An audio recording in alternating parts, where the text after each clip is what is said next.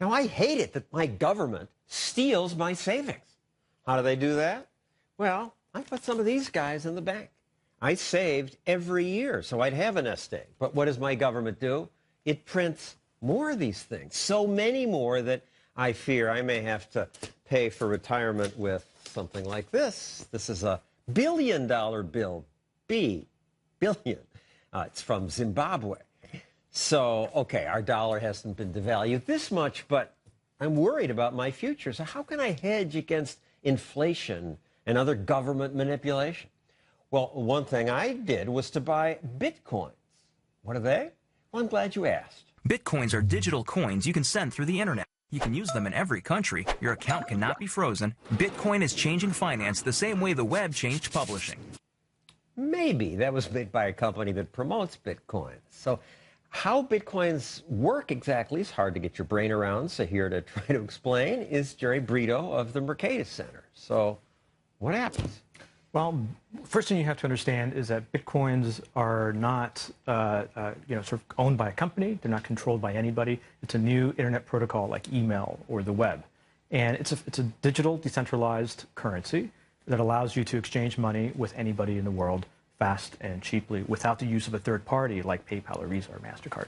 Created by a lot of different, supposedly anonymous computers?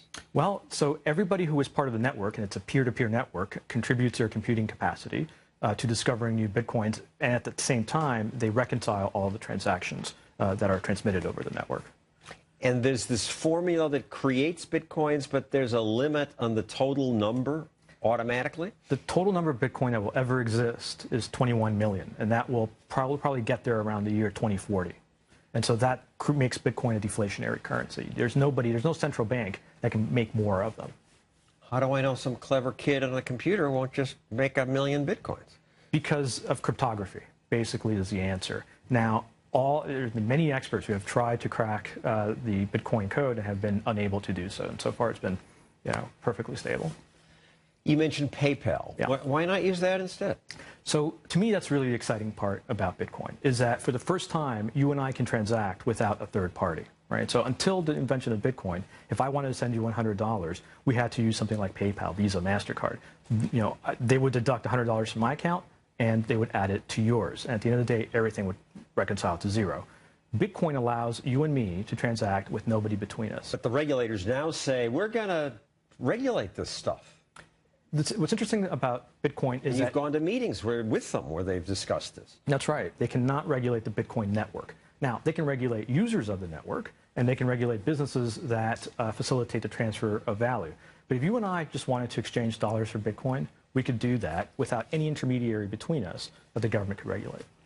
And I should point out that one government has made it clear it views Bitcoin as a legal alternative currency, and that's Germany. Put down that sauerkraut, because what I'm about to tell you is going to blow your Hefeweizen out of your lederhosen. Germany will view Bitcoin as a form of private money, meaning it could tax profits made by Bitcoin companies. That's from a website called SourceFeed. What does that mean? A parliamentarian in Germany asked the central bank there to give a ruling on Bitcoin, and they said what everybody expects them to say, which is it's private money.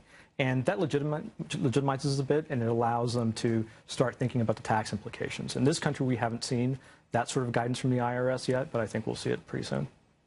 And they'll say it's okay, you think? I think they'll say it's okay because private money has traditionally been okay in the U.S. If you think about Berkeley bucks or Brooklyn bucks, you can exchange private money. It's just about the capital gains that they're going to be concerned about.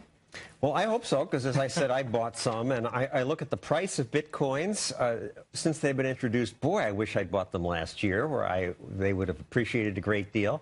But lately, they've been going up, so who knows? Thank you, Jerry.